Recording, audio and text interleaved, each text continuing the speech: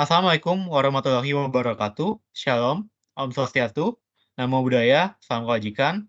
Sebelumnya, terima kasih atas kesempatan yang sudah diberikan. Pada kesempatan kali ini, kami akan mempresentasikan hasil dari makalah yang sudah kami buat yang berjudul Pengaruh Perkembangan Teknologi Sistem Informasi Terhadap Pembelajaran Generasi Z.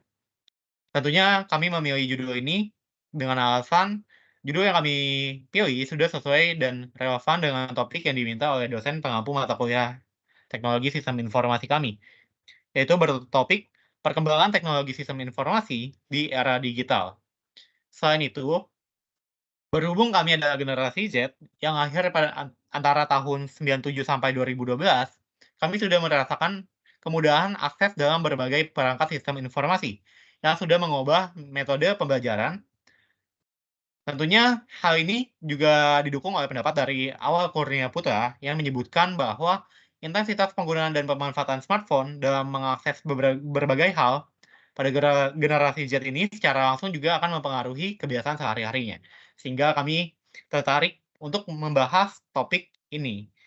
Oke, sebelumnya bisa di next. Nah, kami adalah kelompok 7 yang beranggotakan saya sendiri, Surya Syafelo, ada Ental Ahmad Rafiq Paditya, Eli Syuban Al-Fatih, Michael Brian Stephen, Adinda Dwi Permatasari. Nah, pertama-tama latar belakang akan dibahas oleh rekan saya. Terima kasih. Untuk latar belakang dari penelitian kami lakukan itu adalah dalam era globalisasi. Dalam era globalisasi, teknologi memerankan peran penting dalam pendidikan. Tetapi dampak teknologi terhadap prestasi akademik masih perlu diteliti lebih lanjut. Penelitian ini atau tugas yang kami lakukan dalam proyek ini bertujuan untuk mengeksplorasi pengaruh aksesabilitas, frekuensi penggunaan, dan keterampilan teknologi terhadap prestasi akademik. Hasil penelitian ini diharapkan memberikan pengetahuan baru bagi pendidik dan pembuat kebijakan dalam penggunaan teknologi dalam pendidikan. Menurut Pusdatin Kemendikbud, pemanfaatan media digital dan di sekolah seharusnya mendukung pembelajaran dan pencapaian prestasi akademik peserta didik. Dengan media digital, peserta didik dapat mencari sumber belajar tambahan, berdiskusi, dan memperluas pengetahuan mereka. Ini berpotensi meningkatkan prestasi akademik siswa. Next. Tetapi tidak semua penelitian menunjukkan hasil yang sama. Penelitian dari Hari Anggit Cahyowibowo dan Indrawati Wilujeng dari STKIP Al-Hikmah Surabaya menunjukkan bahwa keterampilan dan kesadaran teknologi informasi tidak berpengaruh secara signifikan terhadap prestasi belajar mahasiswa selama perkuliahan daring. Penelitian ini menyoroti perlunya penelitian lanjutan untuk menjelajahi hubungan antara penggunaan teknologi dan prestasi akademis. Penelitian yang kami lakukan ini bertujuan untuk memberikan wawasan baru tentang penggunaan teknologi dalam pendidikan untuk meningkatkan prestasi akademik siswa. Namun hasil penelitian ini harus diinterpretasikan dengan hati-hati dan tidak dapat digeneralisasikan untuk semua situasi karena ada faktor seperti metode penelitian, populasi yang diteliti, dan kondisi lainnya yang dapat mempengaruhi hasil. Next.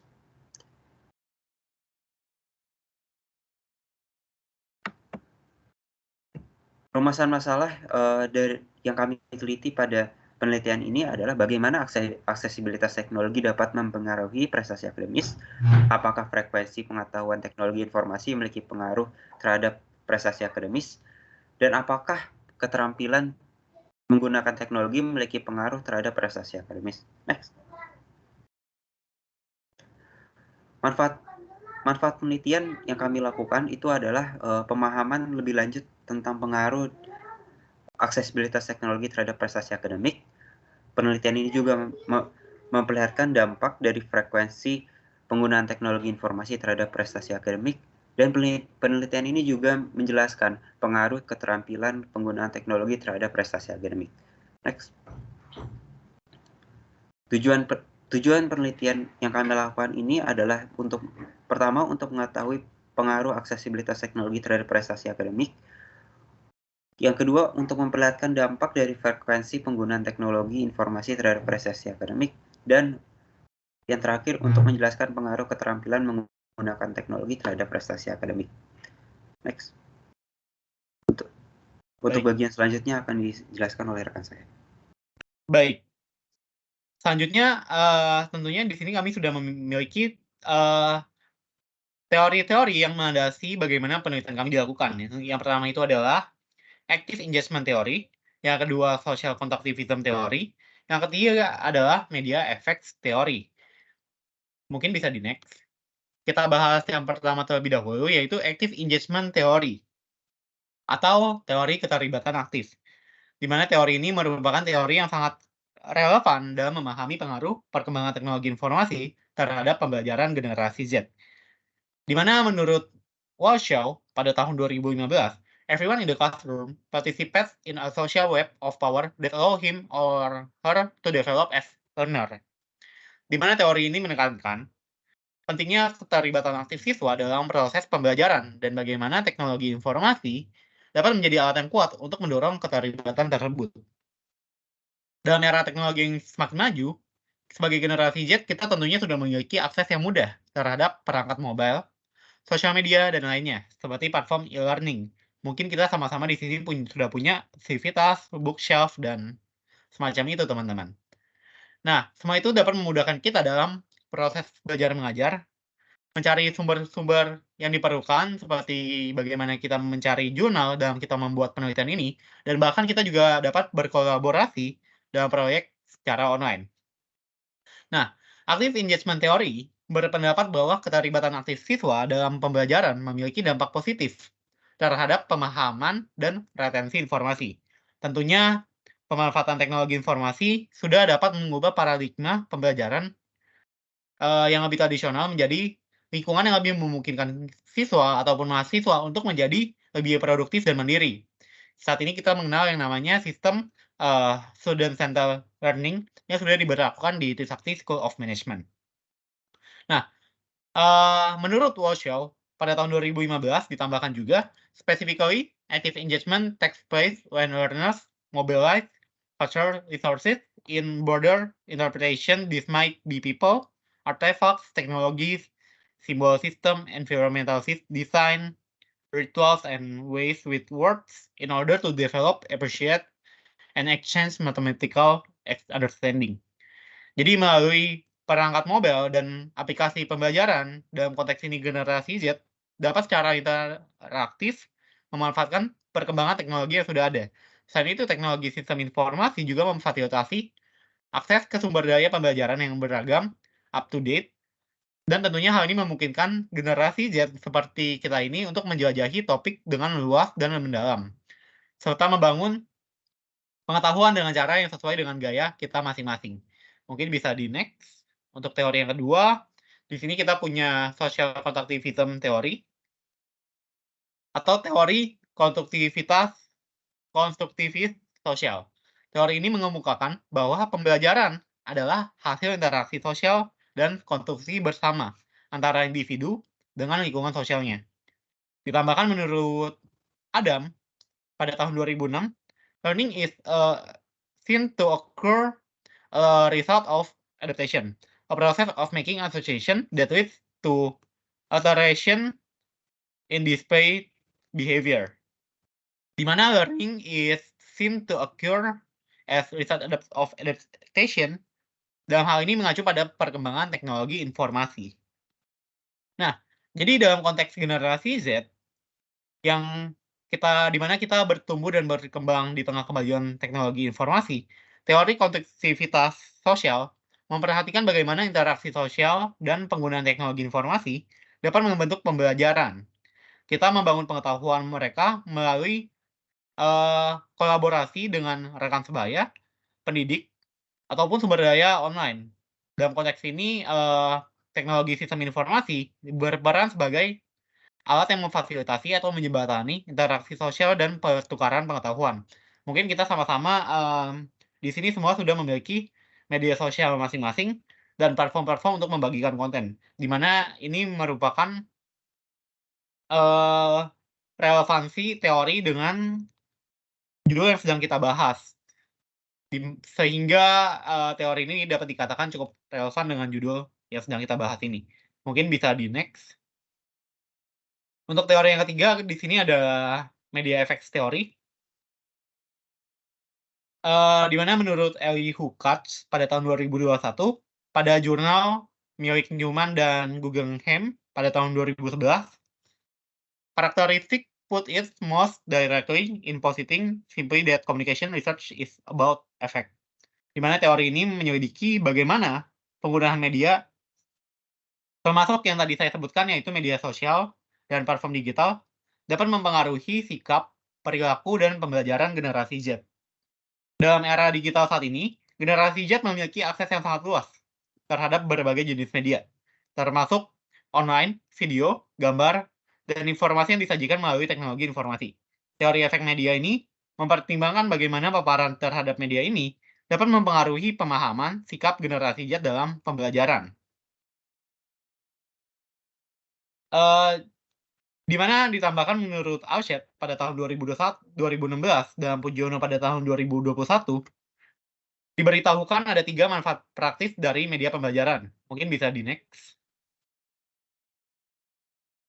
Yang pertama adalah media pembelajaran dapat memperjelas penyajian pesan dan informasi sehingga dapat memperlancar dan meningkatkan proses hasil belajar. Yang kedua, media pembelajaran juga dapat meningkatkan dan mengarahkan perhatian anak sehingga dapat menimbulkan motivasi belajar. Interaksi yang langsung antara siswa dengan lingkungannya dan kemungkinan siswa untuk belajar sendiri-sendiri sesuai dengan kemampuan dan minatnya. Tentunya teori ketiga ini juga berhubungan dengan teori sebelumnya yang menyebutkan bahwa masing-masing anak memiliki gaya belajarnya masing-masing, dan teknologi sistem informasi menyesuaikan kebutuhan dari anak-anak generasi Z ini. Lalu untuk manfaat yang ketiga adalah media pembelajaran dapat mengatasi keterbatasan indera, ruang, dan waktu. Selain itu, teori media efek juga menyoroti bagaimana media dapat mempengaruhi sikap dan perilaku generasi Z terkait pembelajaran. Misalnya, konten media yang mendukung keterlibatan aktif dan motivasi dalam pembelajaran dapat mendorong generasi Z untuk lebih antusias dalam proses pembelajaran. Hal ini berlaku sebaliknya untuk konten media yang tidak relevan ataupun tidak mendukung media pembelajaran. Hal ini justru dapat mengurangi niat belajar mereka. Namun penting dalam memperhatikan bahwa dampak media terhadap pembelajaran tidak selalu negatif. Media juga dapat digunakan sebagai alat yang efektif dalam membantu proses pembelajaran, seperti video tutorial, platform e-learning, ataupun sumber daya online lain yang berkualitas. Seperti contohnya, ada ruang guru, dan semacamnya. Selain itu, pemanfaatan media yang tepat dilakukan dengan cara yang tepat, tentunya akan meningkatkan efektivitas bagi generasi Z. Selanjutnya, bisa di next. Akan dilanjutkan oleh teman saya. Terima kasih. Oke, thank you atas kesempatannya. Jadi teman-teman kita di sini bakal masuk nih ke what is the technology and information system. Jadi di sini itu kita ngebahas tentang apa sih sebenarnya dari teknologi sistem informasi ini. Nah, teman-teman tahu kan kalau teknologi itu berarti suatu sistem di mana kita itu menggunakannya untuk melakukan suatu di kehidupan kita itu adalah lebih mudah. Nah, teman-teman bisa lihat di PPT. Nah, teknologi informasi atau TI adalah mengacu pada alat berbasis komputer yang digunakan orang untuk bisa bekerja dengan informasi dan untuk bisa mendukung informasi organisasi dan memprosesnya menjadi informasi yang berkebutuhan. Maksudnya apa di sini? Jadi kalau misalnya kita menggunakan suatu teknologi, teman-teman, berarti kita tuh menggunakan teknologi itu agar bisa mendapatkan informasi yang lebih baik lagi. Kalau dulu, contohnya, kita ngambil informasi itu menggunakan teknologi yang biasa aja, teman-teman. Otomatis kan bakal lebih lama kan ya. Nah, tapi kalau misalnya kita menggunakan teknologi lebih maju, nah otomatis kan kita bakal menggunakan teknologi yang lebih baik lagi. Karena apa? Karena bakal lebih cepat, terus juga bakal lebih efisien penggunaan waktunya, dan hal-hal lainnya yang bakal dijelaskan selanjutnya. Terus, sistem informasi atau SI itu mengumpulkan, memproses, dan menganalisis dan menyebarkan informasi dengan tujuan tertentu. Jadi kalau misalnya kita menggunakan dari sistem informasi ini, kita tuh lebih baik menggunakannya dengan tujuan yang jelas, teman-teman. Jadi kayak gini, kalau misalnya nanti kita menggunakan sistem informasi, kalau kita menggunakan sistem informasi tersebut, berarti kita harus melakukan proses tahap per tahap itu dengan benar. Jadi jangan asal di perusahaan itu jangan asal kayak masukin terus tiba-tiba dapat hasilnya, itu enggak kayak gitu ya teman-teman. Jadi kayak dalam perusahaan itu biasanya kita tuh bakal ada melakukan proses-proses yang ada di layar tersebut. Boleh next? Nah, is the development of technology and information system will develop in this digital era. Nah, perkembangan teknologi dan sistem informasi itu kenapa sih bisa memberikan kemudahan ke kita? Karena yang pertama, kemudahan dalam mengakses suatu informasi dan melakukan pertukaran informasi. Contoh, kalau dulu kita melakukan pertukaran informasi itu dengan hal yang manual kan teman-teman. Nah, kalau misalnya kita melakukan sebuah komunikasi atau melakukan berbagi informasi yang secara manual kan otomatis kan informasi yang kita dapatin itu kan lebih lama kan ya. Nah, di sini teknologi itu berfungsi sebagai untuk mempercepat dan mengefisienkan waktunya. Nah, lalu yang kedua, mengefektifkan berbagai layanan mempermudah kebutuhan masyarakat. Kalau dulu masyarakat apa-apa harus langsung ke tempatnya, masyarakat harus langsung ke perusahaannya. Nah, ini kan masyarakat dipermudah tuh sama kemajuan teknologi. Nah, jadi hal itu yang dibangun di sini. Dari penggunaan teknologi itu bisa membangun cara bagaimana kita tuh bisa memudahkan masyarakat sekitar kita, teman-teman. Gitu. Terus yang tiga, membuka lapangan pekerja baru sehingga meminimalisir pengangguran. Nah, ada yang bilang kalau teknologi itu akan mematikan para pengangguran. Enggak teman-teman, memang kalau misalnya teknologi itu akan menambah pengangguran, tapi kalau misalnya kita punya skill, kita punya tahu tuh gimana tuh cara kita harus bisa menggunakan teknologi yang baik, gimana kita bisa menggunakan teknologi yang seharusnya, kita tuh bakal dapat lapangan kerja yang lebih bagus, teman-teman. Karena apa? Orang-orang yang pintar dalam melakukan teknologi, orang-orang yang pintar dalam menggunakan suatu hal yang berbau teknologi dan sistem informasi, itu pasti akan dipakai untuk di dunia ke depan. Terus efisiensi waktu yang tadi saya sebutkan. Kalau misalnya suatu hal itu biasanya lama, di sini itu dia akan lebih cepat teman-teman. Karena apa? Ya karena apa-apa tidak online, semua bisa terrealisasi dengan mudah. Menciptakan banyak peluang di berbagai bidang dalam kehidupan. Boleh next? Nah, ini saya ngambil contoh dari buku di chapter pertama. Data-data itu diambil melalui hal-hal yang melalui proses, teman-teman. Yang pertama ada data item. Data item itu apa? Data item itu mengacu pada deskripsi dasar hal-hal, peristiwa, kegiatan, dan transaksi yang dicatat, diklarifikasikan, dan disimpan, tetapi tidak diatur untuk penyampaiannya dalam makna tertentu. Jadi di sini tuh kita dapat data item secara mentah, teman-teman. Jadi kita tuh nggak tahu tuh maksudnya itu apa, terus kita tuh harus bagaimana, itu tuh kita belum tahu, teman-teman. Nah, sementara kalau misalnya jadi informasi itu apa? Informasi itu mengacu pada data yang telah diorganisasikan sedemikian rupa, terus memiliki arti dan nilai bagi penerimanya. Contoh, kalau misalnya nanti ada sebuah perusahaan itu kan dapat tuh nanti data-data dari orang-orang yang ingin melamar pekerjaan tersebut kan. Nah, kalau misalnya dari data item, orang-orang masukin tuh data-data mereka, terus orang-orang masukin juga kayak IPK mereka berapa sih, kayak gitu. Terus di informasi nanti mereka tahu tuh, oh informasinya itu nanti IPK mereka tuh kayak rata-rata ada 3,67, rata-ratanya ada yang 3,76, atau rata-ratanya itu ada 2,76, kayak gitu kan. Nah, di knowledge itu berarti terdiri dari data atau informasi yang telah ada dan terorganisasi. Jadi kalau misalnya kita udah tahu tuh, oh tiba-tiba perusahaan ini tahu nih, oh perusahaan ini tuh ngambil anak-anak yang rata-rata IPK-nya itu 3,67. Nah, di situ berarti mereka memberikan informasi dari hal tersebut gitu. Boleh next? Nah, jika kamu semakin ahli dalam penggunaan teknologi dan sistem informasi, dapat apa sih di masa depan nanti? Nah, teman-teman bisa lihat di layar kaca, di layar. Nah, yang pertama itu teman-teman dapat manfaat lebih banyak dari aplikasi TI dari organisasi ini, karena Anda akan mengerti apa yang ada di balik di aplikasi tersebut. Misalnya teman-teman gunain aplikasi, teman-teman tahu tuh, oh aplikasi ini tuh bekerja tuh gimana sih? Kalau misalnya, oh aplikasi itu dikendalin sama robot, kalau misalnya nggak dikendalin sama robot, dikendalin sama apa ya? Nah, di situ teman-teman. Jadi teman-teman tuh belajarnya dari sana.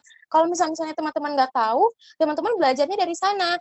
Terus yang kedua, Anda akan berada dalam posisi untuk bisa meningkatkan kualitas Anda dan aplikasi TI organisasi dengan memasukkan diri Anda. Jadi maksudnya tuh kayak, kalau misalnya teman-teman mau mengembangkan diri, teman-teman tuh bisa belajar dengan organisasi teman-teman juga. Jadi teman-teman tuh bisa meletakkan posisi diri kalian untuk bisa, oh saya mau nih belajar di sini. Nah, orang-orang yang mau belajar ini, pasti suatu saat akan mendapatkan tempat di mana di teknologi ini bakal mencapai puncaknya, teman-teman. Terus, sebagai bisa lulusan baru, nanti kan kita lulusan baru tuh, amin. Nah, Anda akan segera dapat melakukannya, merekomendasikannya, dan mungkin untuk bisa membantu memilih aplikasi TI yang mana organisasi Anda akan menggunakan. Jadi misalnya nanti teman-teman dipanggil nih sama kepala cabang teman-teman lah, kayak, si Elis, ini menurut kamu nanti kita pakai aplikasi yang seperti apa ya? Nah, karena si Elis itu udah tahu kan, si Elis udah tahu nih, oh aplikasi, contohnya kayak aplikasi Microsoft Word, Pak, atau Microsoft Teams yang lebih enak tuh, Pak, penggunaannya untuk apa dulu, Pak, misalnya kayak gitu. Jadi, Elis itu menjelaskan hal-hal sesuai dengan fungsinya. Kalau Elis udah tahu fungsinya, dan dia bisa menyampaikan hal itu dengan baik, dan bisa menarik hati dari si kepala cabangnya ini, berarti otomatis kan akan memberikan kemudahan bagi Elis dan perusahaannya juga. Dan bisa jadi nanti si Elis itu bisa dapat keuntungan juga dari sana. Kita nggak pernah tahu, teman-teman. Terus menjadi pengguna yang terinformasi akan membuat Anda tetap mengikuti keduanya, teknologi informasi dan pengembangan pesat yang ada di teknologi. Lalu Anda akan mengerti bagaimana menggunakan teknologi informasi dapat meningkatkan Anda dan kinerja organisasi dan kerja tim serta diri sendiri untuk lebih produktivitas. Nah, tadi yang saya bilang, kalau misalnya teman-teman udah pintar, udah bisa untuk menggunakan teknologi dengan baik, berarti otomatis nanti itu teman-teman bisa membantu diri teman-teman sendiri nanti di pekerjaan, terus di organisasi teman-teman juga, apalagi di perusahaan. Nah, otomatis kalau misalnya teman-teman itu bisa menggunakan teknologi dengan baik, itu tadi saya bilang, berarti teman-teman sudah bisa untuk menguasai penggunaan teknologi dengan sangat baik. Terus jika Anda memiliki cita-cita menjadi pengusaha, maka menjadi seorang pengguna terinformasi akan membantu Anda memanfaatkan teknologi informasi saat Anda memulainya sendiri dalam bisnis tersebut. Jadi kalau misalnya teman-teman punya ide bisnis nih, kayak, aku mau membangun bisnis kayak toko minuman nih. Nah, gimana ya cara pemasarannya yang bagus? Oh, ada nih teknik pemasaran yang bagus. Tapi teknik pemasarannya itu gimana? Oh, menggunakan teknologi. Teknologi apa? Ada media sosial, ada hal-hal lain yang bisa teman-teman gunakan dalam melakukan pemasaran tersebut, teman-teman. Boleh next? Nah, selanjutnya teman-teman bisa lihat di layar. Pada layar tersebut kan kelihatan tuh wanita itu sedang bekerja dengan si laptopnya. Jadi di sini dia tuh melihat tuh bagaimana cara dia menggunakan dari si laptopnya itu. Dia gunakan tuh teknologi ini sebenarnya bakal memudahkan hal-hal yang semacam apa gitu. Nah, di sini tuh dia belajar, teman-teman. Nah, dari buku yang saya lihat di chapter sebelumnya, di chapter 1, alasan selanjutnya untuk bisa belajar tentang sistem informasi dan TI adalah itu organisasi yang Anda ikuti pasti akan mengalami digital transformasi. Jadi dia bakal melakukan perubahan terus perubahan. Nah, kalau misalnya teman-teman bisa melakukan terus perubahan tersebut, teman-teman bisa ngikutin hal-hal tersebut, nanti teman-teman tuh nggak bakal ketinggalan sama si perubahan teknologi-teknologi yang sebelum-sebelumnya. Jadi teman-teman tuh bisa balance gitu menghadapinya. Boleh next? Nah, aku kasih contoh di sini kayak perkembangan penggunaan internet. Internet itu, kalau teman-teman nggak merhatiin ibu, pasti kalian kan cuma taunya internet. Nah, ini internet itu sebenarnya ada 3 macam, teman-teman. Ada internet, ya intranet, sama extranet. Nah, kalau internet itu lebih besar, teman-teman, kayak yang kita pakai. Dan itu tuh biasanya nggak terlalu safety, karena kan semua orang bisa pakai ya. Terus kalau intranet itu antara organisasi aja nih, teman-teman. Antara organisasi kayak perusahaan satu dengan perusahaan lain, terus perusahaan satu lagi itu kerjasama tuh. Nah, nanti mereka kerjasama, terus mereka menggunakan koneksi intranet. Nah, kalau di extranet, itu menghubungkan bagian-bagian intranet yang berbeda dari organisasi itu. Ini juga memungkinkan mitra bisnis untuk bisa berkomunikasi aman melalui internet menggunakan jaringan private virtual atau VPN. Nah, dalam hal ini berarti benar-benar private, teman-teman, sesuai kata-katanya private. Jadi cuma ada perusahaan satu sama perusahaan dua yang bekerja sama menggunakan teknologi tersebut. Begitu. Oke, selanjutnya bakal dijelaskan oleh rekan saya. Terima kasih. Oke, kemudian apa saja sih keuntungan penggunaan teknologi informasi pada sistem belajar generasi Z? Nah, yang pertama, aksesibilitas materi yang lebih baik, yaitu di mana dengan adanya perangkat teknologi seperti komputer, smartphone, tablet, dan lainnya, generasi Z dapat dengan mudah mengakses materi pembelajaran seperti buku elektronik, jurnal, dan sumber daya online lainnya dimanapun dan kapanpun. Nah, ini memungkinkan mereka untuk belajar secara mandiri dan lebih fleksibel. Yang kedua, ada pembelajaran yang lebih adaptif. di mana teknologi informasi dapat digunakan untuk menciptakan lingkungan pembelajaran yang adaptif. Sistem pembelajaran berbasis teknologi informasi dapat memantau kemajuan belajar individu dan menyediakan konten yang sesuai dengan tingkat pemahaman dan kebutuhan siswa. Nah, dengan demikian, siswa dapat belajar dengan kecepatan mereka sendiri dan mengatasi kesulitan dengan bantuan alat pembelajaran yang dipersonalisasi. Yang ketiga, ada pembelajaran yang lebih interaktif. Nah, teknologi informasi memungkinkan metode pembelajaran yang lebih interaktif dan menarik bagi generasi Z. Dalam sistem belajar yang menggunakan teknologi informasi, siswa dapat mengakses video pembelajaran, simulasi interaktif, permainan edukatif, dan platform kolaboratif. Ini memungkinkan untuk meningkatkan keterlibatan siswa, memfasilitasi pemahaman yang lebih baik, dan mendorong partisipasi aktif dalam proses pembelajaran. Nah, yang keempat, ada kolaborasi dan komunikasi. Teknologi informasi memungkinkan kolaborasi dan komunikasi yang lebih baik dan mudah antara siswa, guru, dan sesama siswa. Siswa dapat berkolaborasi secara online dalam proyek, berbagi ide, memberikan umpan balik, dan bekerja sama dalam lingkungan virtual. Nah, ini tidak hanya memperluas kesempatan untuk belajar secara kolektif, tetapi juga mengembangkan keterampilan sosial dan kerjasama tim yang penting untuk masa depan. Yang kelima, akses ke sumber daya global. Nah, teknologi informasi memungkinkan siswa generasi Z untuk mengakses sumber daya global dan mendapatkan wawasan yang lebih luas. Dengan akses internet, mereka dapat menjelajahi berbagai budaya, perspektif, dan pengetahuan dari seluruh dunia. Nah, mereka dapat mengikuti kursus secara online, berpartisipasi dalam forum diskusi, dan menghubungkan diri dengan pakar dan profesional di berbagai bidang. Nah, yang terakhir, pengembangan keterampilan teknologi. Nah, penggunaan teknologi informasi dalam sistem belajar oleh generasi Z membantu mereka untuk mengembangkan keterampilan teknologi yang sangat penting di era digital ini. Nah, dengan terbiasa menggunakan perangkat dan aplikasi, mereka menjadi lebih mahir dalam penggunaan teknologi, pemecahan masalah digital, keterampilan pemrograman, dan literasi digital secara keseluruhan. Nah, selanjutnya saya akan masuk ke bagian pembahasan dari penelitian kami. Nah, dengan judul tadi, analisis pengaruh aksesibilitas teknologi, frekuensi penggunaan teknologi informasi, dan keterampilan memanfaatkan teknologi dengan prestasi akademik. Nah, variabel independennya adalah yang pertama, aksesibilitas teknologi. Nah, variabel independen kedua adalah frekuensi penggunaan teknologi informasi. Variabel independen yang ketiga adalah keterampilan memanfaatkan teknologi. Nah, variabel dependennya adalah prestasi akademis yang akan kita ukur menggunakan IPK.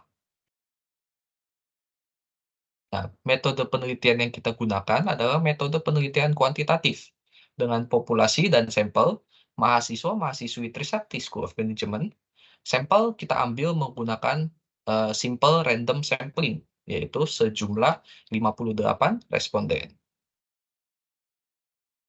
Nah, teknik pengumpulan data adalah dengan menggunakan kuesioner, yaitu menggunakan skala Likert dalam pemberian skornya. Kemudian untuk analisis datanya akan kita lakukan dengan menguji validitas, reliabilitas, normalitas, multikolinearitas, uji F, dan pengujian hipotesis menggunakan software SPSS 27. Nah, berikut ini data mentah yang kita dapatkan dari respon kuesioner sebanyak 58 responden. Kemudian dari data-data tadi, kita dapatkan informasi mengenai aksesibilitas teknologi, yaitu sebanyak 36 responden selalu terhubung dengan perangkat teknologi dan internet. Kemudian, sebanyak 10 responden dapat dengan mudah mengakses perangkat teknologi dan internet. Kemudian, sebanyak 11 responden memiliki akses perangkat teknologi dan internet yang memadai. Sebanyak 1 responden kesulitan untuk mendapatkan akses perangkat teknologi dan internet, dan tidak ada responden yang tidak memiliki akses perangkat teknologi maupun internet. Kemudian untuk frekuensi penggunaan teknologi informasi, kita dapatkan informasi berupa sebanyak 47 responden menggunakan teknologi informasi setiap saat.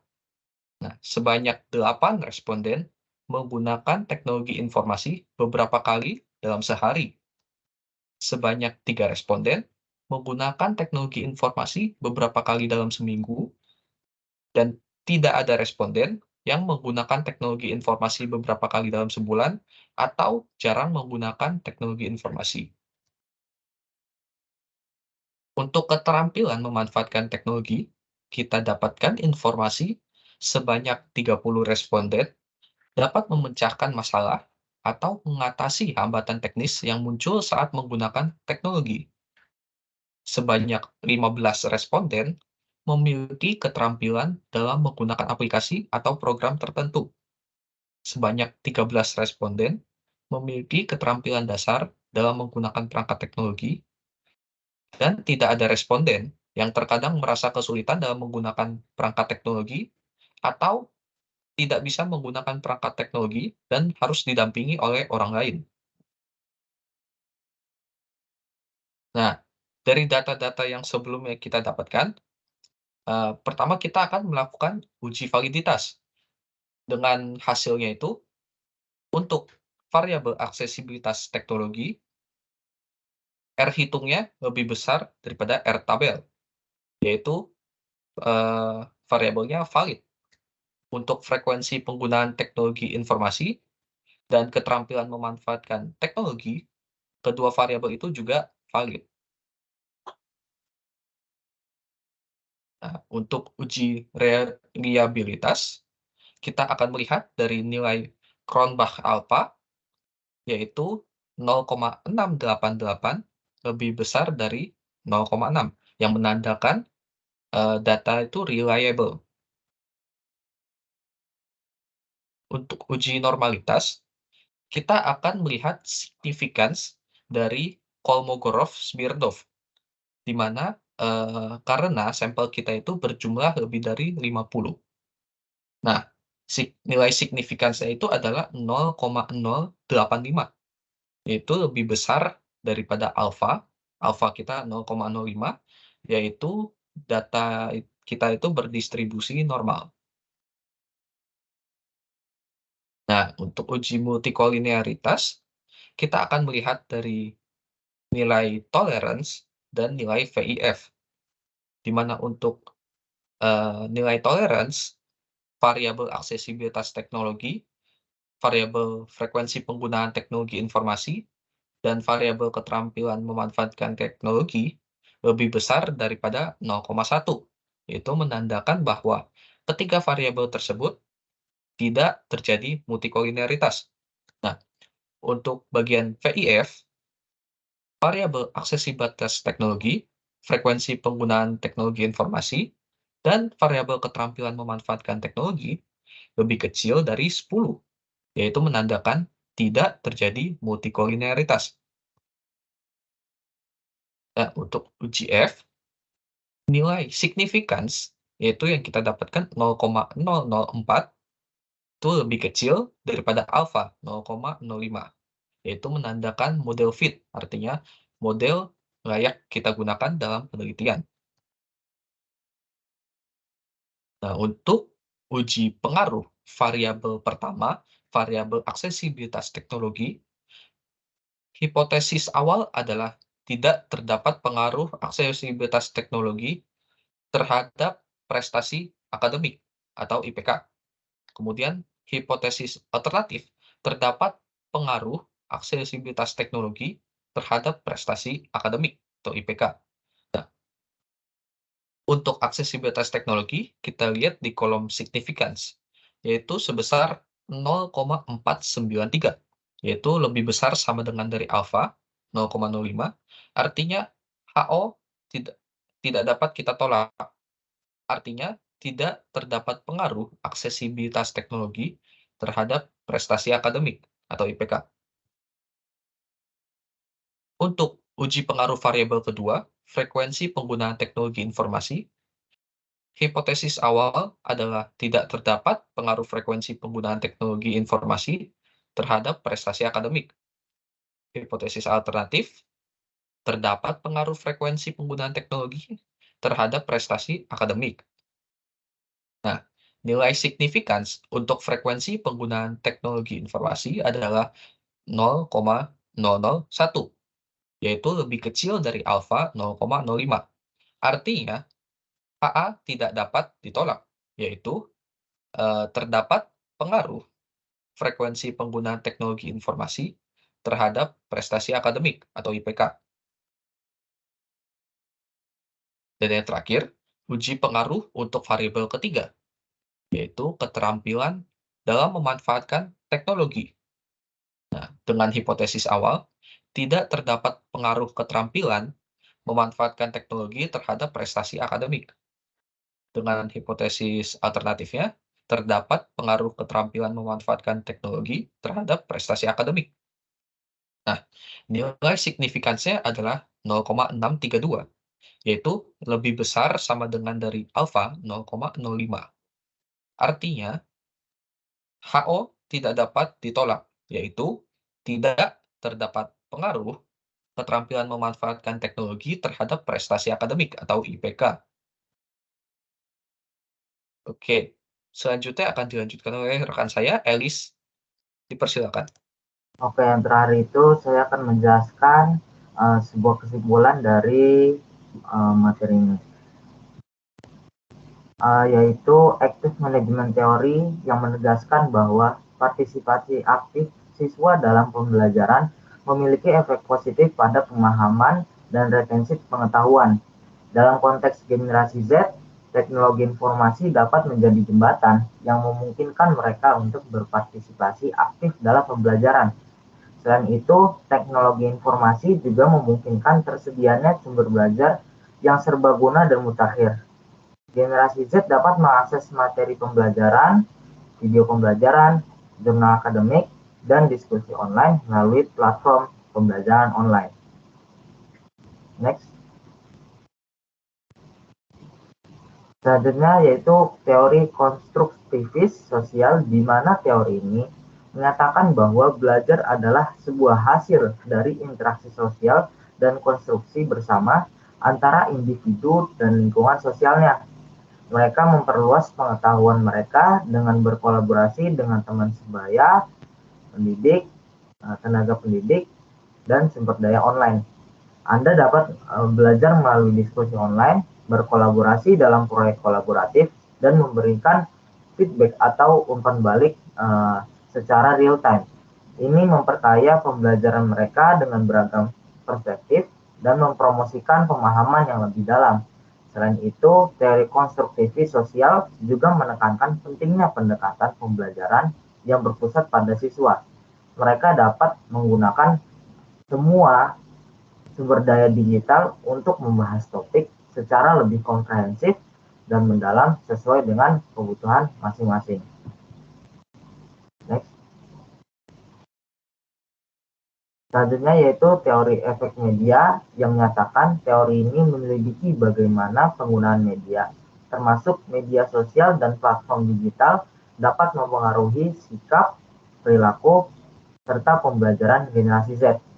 Yang kedua, media pembelajaran meningkatkan serta mengarahkan perhatian anak sehingga dapat menimbulkan motivasi belajar, interaksi yang lebih langsung antara siswa dengan siswa atau antara siswa dengan lingkungannya, yang memungkinkan siswa untuk belajar sendiri-sendiri sesuai dengan kemampuan dan minatnya. Yang ketiga, media pembelajaran dapat mengatasi keterbatasan indera, ruang, waktu, yang menjadi salah satu aspek yang dipelajari oleh teori efek media adalah bagaimana konten media dapat membentuk persepsi dan pemahaman generasi Z tentang topik tertentu. Next.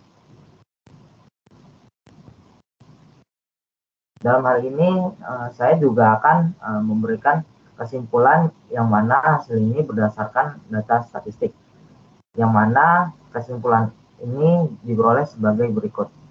Yang pertama, dalam penelitian ini, aksesibilitas teknologi tidak mempunyai pengaruh terhadap prestasi akademik atau IPK. Yang kedua, dalam penelitian ini, frekuensi penggunaan teknologi informasi mempunyai pengaruh terhadap prestasi akademik atau IPK. Dan yang terakhir, dalam penelitian ini, keterampilan memanfaatkan teknologi tidak mempunyai pengaruh terhadap prestasi akademik atau IPK. Next. Demikian presentasi yang bisa kelompok kami sampaikan pada kesempatan kali ini. Semoga presentasi dari kami dapat memberikan manfaat bagi kita semua. Kami memohon maaf yang sebesar-besarnya apabila terdapat tutur kata maupun tindakan yang kurang berkenan bagi Bapak dan Ibu sekalian. Dengan ini, presentasi hari ini saya tutup. Kurang lebihnya mohon maaf. Terima kasih.